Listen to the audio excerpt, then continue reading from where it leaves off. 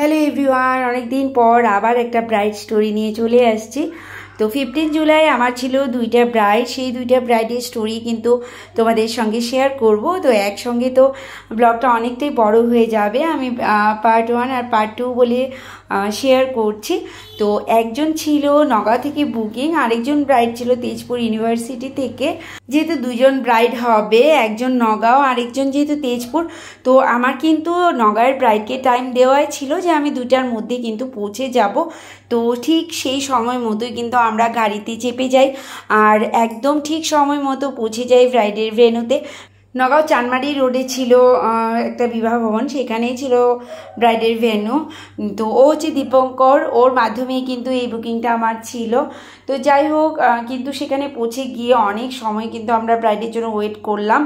আর এখানে দেখো ওরা যে ডেকোরেশনটা করছিল চিড়ে দিয়ে, চিড়েটাকে কালার করে করে করছিল। আমার ব্যাপারটা খুব ইউনিক লেগেছিলো, তাই একটু ভিডিও করে নিলাম।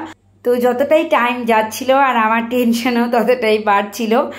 3:15 মতো হয়ে গেছিলো, কিন্তু ব্রাইডের ততক্ষণ পর্যন্ত কোনো খবরই ছিল না। তো যাই হোক, মোটামুটি 4টা নাগাদ আমি ব্রাইডকে পাই। ও হচ্ছে আজকের আমার ফার্স্ট ব্রাইড পূজা।